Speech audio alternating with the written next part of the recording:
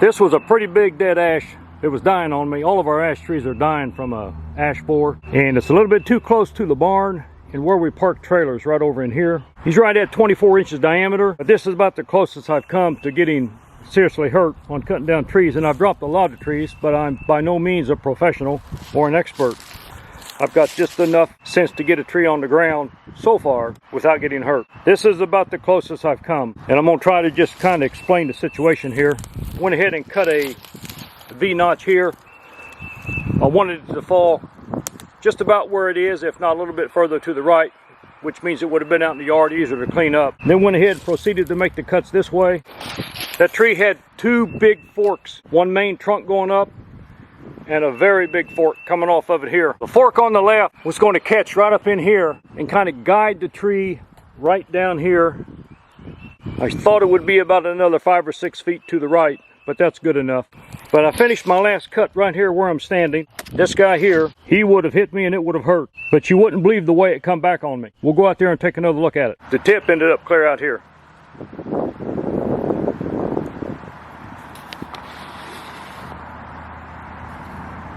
You can see where it broke up several places. It's just a big old dying ash. This tree here was on the back side of it. That was my safety stand right there. It caught this tree and you can see the piece. It's even hanging up in there, a small piece. That's the one I thought would steer the tree kind of this way. One that broke off here is this guy. He's long and heavy.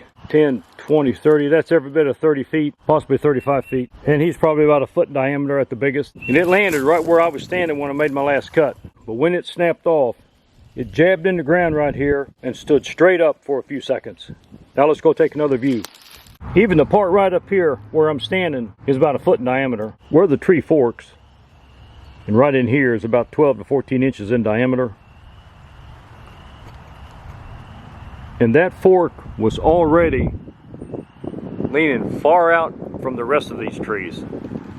So what happened when the tree was on its way down, probably about halfway down, somewhere around 15 foot still in the air, the lean got so great where it had all this leverage on it. That's close to 35 feet.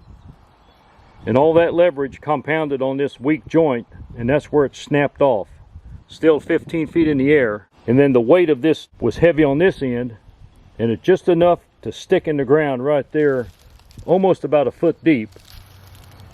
And then you can see it just fell 180 degrees from the direction the tree fell. That's pretty wild, really. So that's the dangers of cutting dead ash. So many things can happen. Now this probably snapped right in here when it hit, but you can see the break here.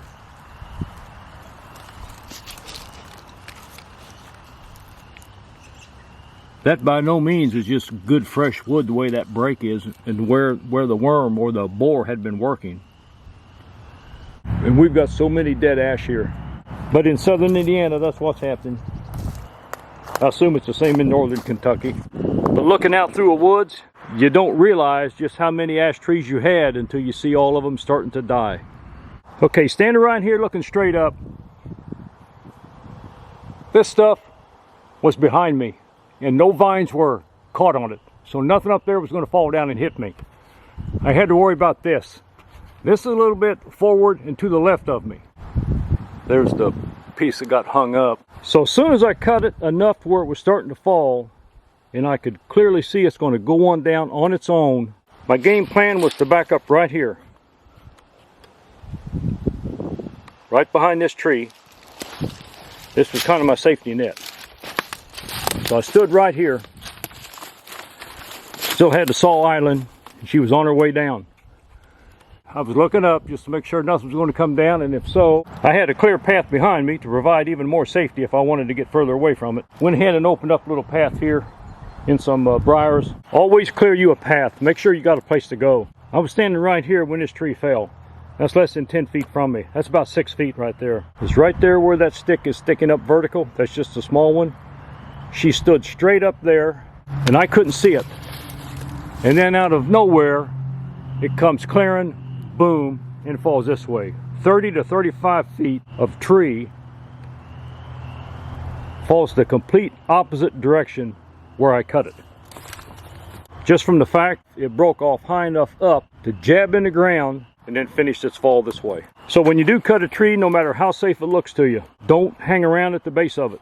Always have you a pathway and get far enough away from it. Find you a safe zone. It can mean the matter of life and death, or better yet, let the pros and the experts handle it. But I really enjoy this kind of work myself. Just another view of it, how far it went out. But you can clearly see she falls straight to the east, broke off here, hit the ground, and fell straight to the west. I'm sure professionals see this all the time. That's a first for me. You just don't know where these things are going to break at and end up falling.